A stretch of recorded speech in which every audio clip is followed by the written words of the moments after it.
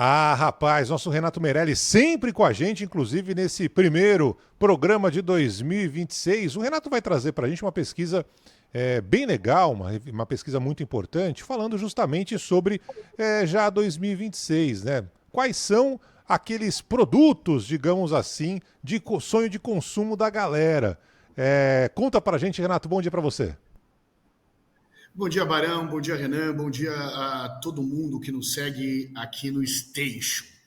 Essa é uma pesquisa nossa do Instituto Locomotiva Qualquer Pro. E hoje nós vamos falar de uma coisa que todo mundo entende sem precisar de economês. O que o brasileiro quer comprar em 2026.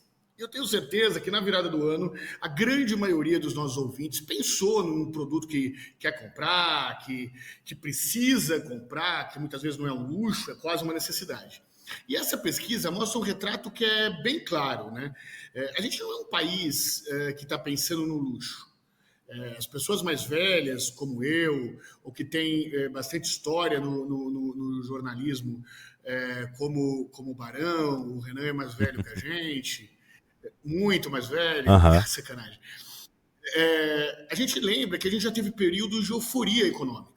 Né? Se a gente for lembrar o que era 2010, as expectativas de consumo eram muitos bens ou serviços mais de luxo. Né? Hoje, os sonhos para 2026 é que o Brasil está pensando em como organizar a vida. Né? Por que eu estou falando que é o como organizar a vida, Barão? Ele está pensando no celular, no móvel que está meio quebrado e precisando arrumar na casa, no eletrodoméstico.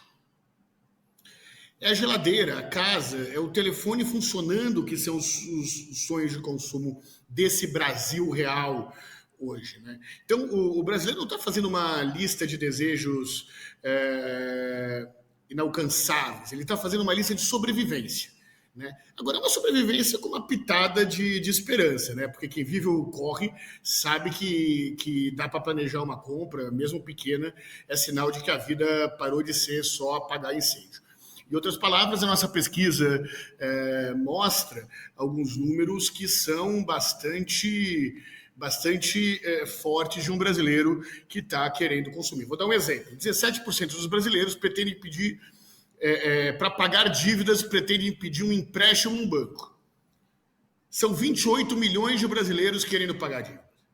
Eu tenho 33 milhões de brasileiros que pretendem comprar uma moto em 2026. Eu tenho 42% dos brasileiros que sonham em comprar um carro. A gente sabe que isso está difícil de acontecer, e o carro normalmente é um bem familiar, né? Mas nós estamos falando aí de 68 milhões de potenciais consumidores. Para isso, 80 milhões de brasileiros que pretendem viajar de avião. É bem impressionante esses dados e falam também, né, Renato, de um planejamento, a impulsividade, me pareceu nesse levantamento, não estar presente, porque são as pessoas olhando a longo prazo, traçando estratégias para esse consumo, né? Com certeza não dá para ser impulsivo.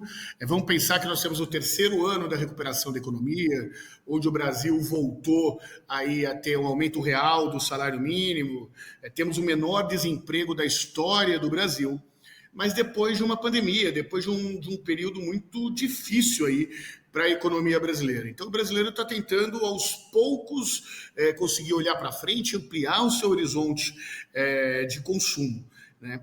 Agora, o que eu mais gostei da pesquisa é que ele mostra uma diferença entre as classes econômicas. Né? Nós fizemos aí um recorte entre o consumo da classe A e B e o consumo das classes D e E.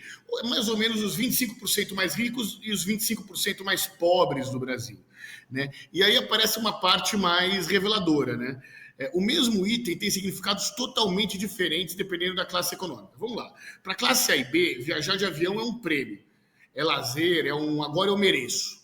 Para a classe D, o celular que é a ferramenta de trabalho, é o banco que está no bolso, é o WhatsApp da escola dos moleques, a porta de entrada para conseguir renda, já que muitos deles são trabalhadores autônomos, né, e conseguem ter propostas de trabalho pelo celular. Né? E mesmo moto, que a gente vê que a classe A e B quer comprar mais motos do que a classe A e B quer comprar mais carros do que a classe DE, e a classe DE lidera aí a compra de motos, né? A elite, na prática do Brasil, chama isso de olha de consumo, e o Brasil real olha essas intenções de compra e falam que é a forma de estruturar a própria vida.